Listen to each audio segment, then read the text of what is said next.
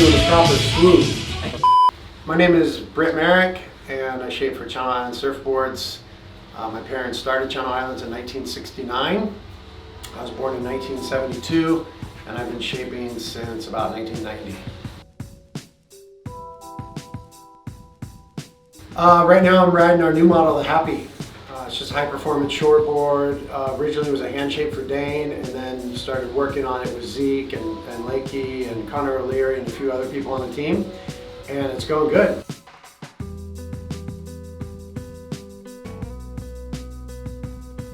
All the models that I design start as hand shapes.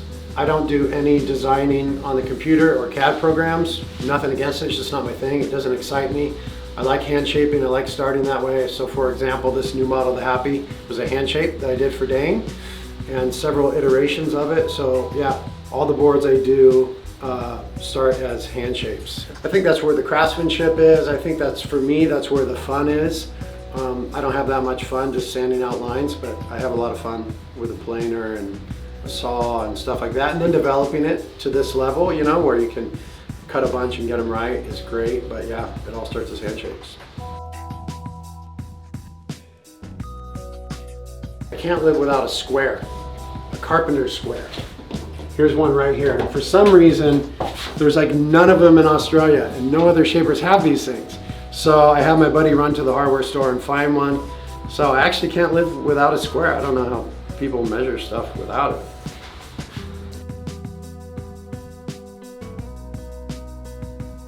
When I'm surfed out and starving, what do I eat? I pretty much just eat meat. I'm a hunter. I hunt a lot of elk and deer and wild pigs and stuff like that, and birds. So when I'm super surfed out and super hungry, just a chunk of meat on the barbie, mate.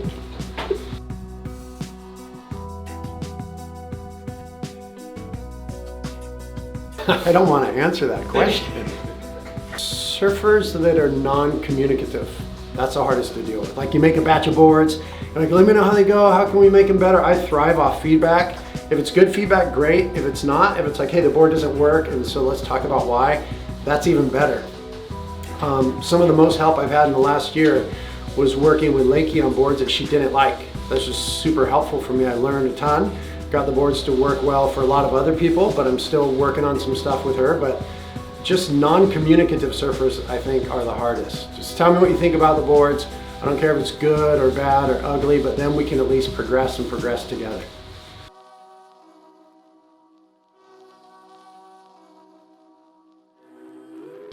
Oh, Dane Reynolds for sure.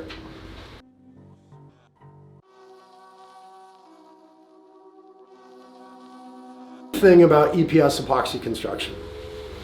It's got something to it that we all like, and then it's got a lot of things about it that we don't like. And so we're all kind of chasing, how do we get the EPS epoxy combination to feel right? That has to do with flex, that has to do with sort of the frequency of the flex, the characteristic of the flex, the rigidity of the blanks, and the different characteristics of epoxy as a resin, the way that that feels. So we're all trying to harness that, and it seems like with the spine tech, we're really getting there. I mean, I think Seabass said this year it's the best he's ever felt EPS and epoxy feel. So the spine is able to, you know, when you push on a board, you're flexing the board, and that flex becomes stored energy. And with the spine, it stores that kinetic energy, and when you unweight, it just projects. It really like releases that kinetic energy in a really good way. So they've just been feeling unreal. You know, Mick chose it for the stab in the dark board, and that was great. I don't even think he liked epoxy and EPS prior to that.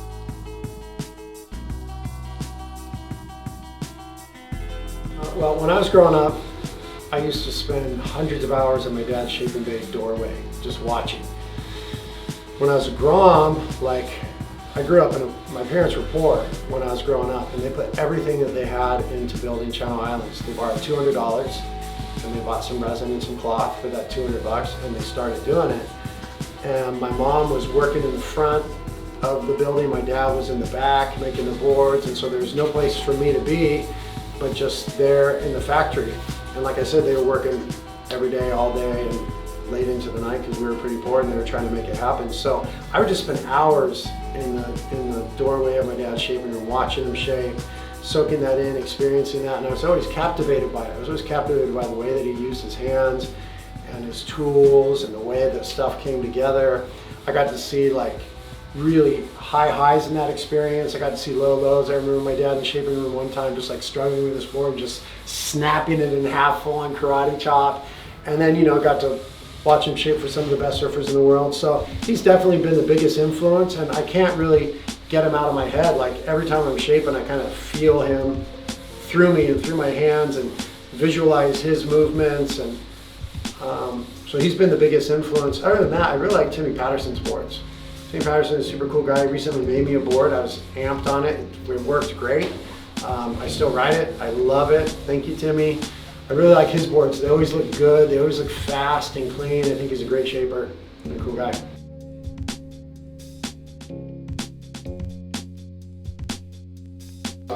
It was years ago. I went to Toto Santos with Dan Malloy. And you know the Malloys, they're like chargers, big wave surfers, and I'm just like kind of scared. I had shaped this 910 for big waves at the time. I was surfing a few big waves. And we went to Toto Santos, and it's pretty big. And Dan was sitting deeper than me, right? Because he's more ballsy than I am. And the set comes, but it kind of comes out of the south. So it's coming toward where I am, but it's a cleanup set. It's like way outside. So we start stroking for the horizon, and because he was sitting like 30 yards deeper than me, he actually made it over the left shoulder of the thing, and I was right in the apex of the peak. And I can remember paddling up the face of this thing. I don't know, it was like huge, and I'm paddling up the face, and I did what you should never do when you're surfing waves like that. I tried to push through the top of it. I was honestly just too scared to bail my board. I'm like, I don't want to let go of something that floats. And so I tried to push through the top of the wave, and I popped just through the lip. And right then I saw Dan coming over the shoulder, and he looked back at me, and he yelled my name, and he reached for me. And as he reached for me, I just started going backwards over the falls, holding my 910, and we just collapsed together on the bottom, and I think I was down for like 6 or 7 minutes. It was gnarly. Worst wipe out of all time. Whose fault was it? It was my fault. It was a rookie move.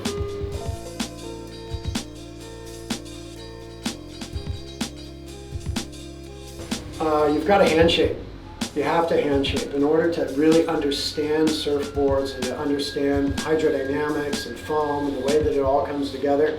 You've got to hand shape. So spend as much time as you can hand shaping. Obviously, you're probably going to do machine blanks depending on what you're doing, but there's a whole like layer of experience and knowledge and understanding of foam and putting all the rocker and contours and the rails and the foil together that you won't get unless you go at it with a planer.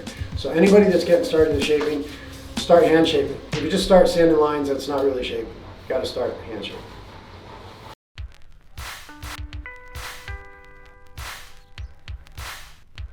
Gosh, I just love it. Shaping never gets stale for me. I love the creative process.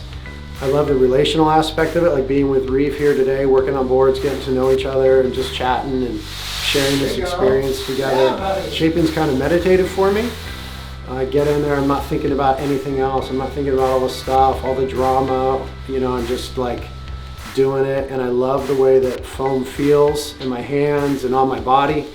And I love the way that foam responds. Like, I can take my tools and make the foam do what I want it to do.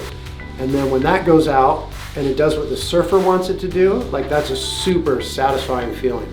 My dad always taught me that the job of the shaper is to serve the surfer. Like, what does the surfer want to do? What do they want to experience? It's our job to help them do that and experience that. And I love that process. So when I make a board for someone and they're amped, I get super amped. That keeps me in the bay, but also just the whole sort of meditative process of making a board. It helps me feel a little more centered and balanced and stoked when I do it.